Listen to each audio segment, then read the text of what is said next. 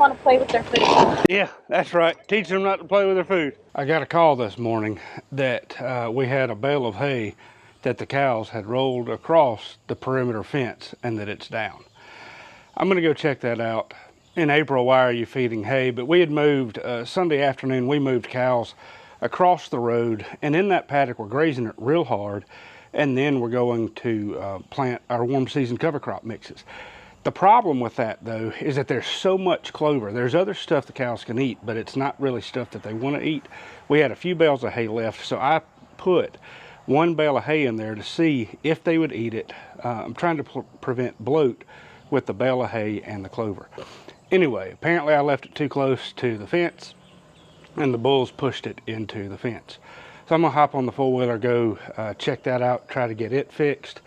And then I need to work on the bush hog for a moment, and then I got to go to work. So here you can see that the electric fence is down, and the bulls, I'm sure it was them, rolled this bale of hay from over there over here. It's not but about 25, 30 feet maybe. But anyway, I'm gonna get the tractor and move it way out of the way, and then come back and fix the fence. Man alive. Ever since I tried that test trial of high density grazing, I have had the devil of a time with the steers going under or over the fence. They didn't tear it down any time, but this Charolais steer was up yesterday evening. There was a little black steer that was out the day before, and he's not wild, but now that he's out, he doesn't want to cross back into the fence. But anyway, I'm gonna have to deal with that too, I guess. Anyway, I'm gonna go get the I'm gonna finish getting the tractor, get that other project done, and then worry about this.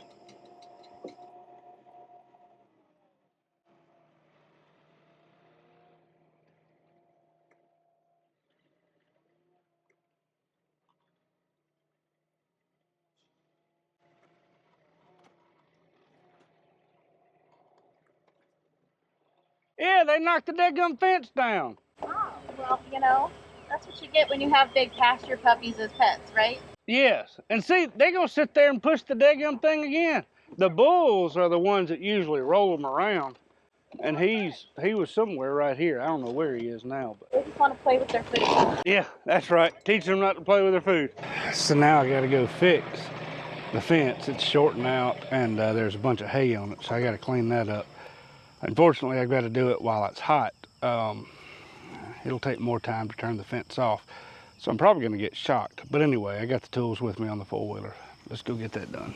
Looks like these insulators are fine, so all I need to do is replace those two and get that hay off of there.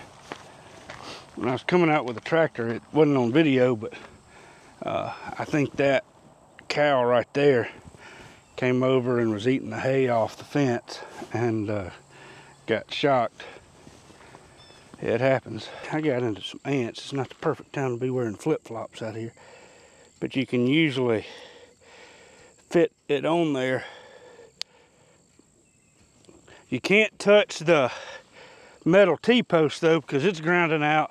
That top wire is grounding out on it, and you'll still get shocked unless you're well insulated. I've been down that road too many times. You would think that because the T-post is grounded out better that it would not shock you, but it will. So you got to make sure not to touch the wire, but also not to touch the post if the wire is touching the post. Well, that's taken care of. I'm gonna run down and tighten the slip clutch on the Bushhog, and then I'm gonna go.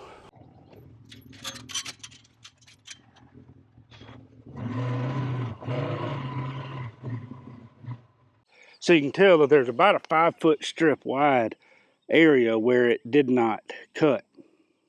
This is a 15-foot Bushhog branded rotary cutter. It's bat wing, so it's got 3 different sections that cut, and each section has its own PTO shaft and gearbox. This section right here was not turning and cutting, and in fact you can see some of the shaved metal right there from where that slip clutch was slipping. I think we're gonna have to order another slip clutch. Let's tighten it and just see what happens though.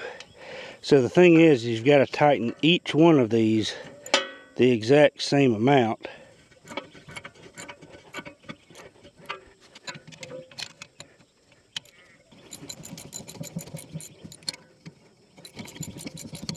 Now you may be wondering why in the world we bush hog to begin with, and especially why am I bush hogging this pasture here that looks like it's got some good grass in it. But if you take a look more carefully at this pasture, you'll notice that there is some clover in there, but most of the other stuff is stuff that the cows do not like to graze. Over the years, in this part of the farm, I've tried to get a good bit of clover growing. I planted a lot of Durana clover here over the years, and one thing that happens is if you graze a grass and clover pasture together and you graze them hard, the harder you graze it, the better the clover grows back compared to the grasses themselves. So what I've done is as we've put cows on here, they were in here over winter, they ate a lot of the clover, we moved them off, the clover regrew, and then 3 other times I very briefly for just a couple days with 10 or 20 animals put them in this paddock to eat the clover as well. There were a few other smaller grasses that the cows could eat, but for the most part there wasn't a whole lot of other forage. So I want to accomplish 2 things with this. First, because it's been grazed pretty hard over the last 2 or 3 months, what I want to do is I want to knock down the weeds. The grasses have been grazed, the clovers have been grazed, and I want to allow the grass and the clover equal footing with the weeds to compete to grow back.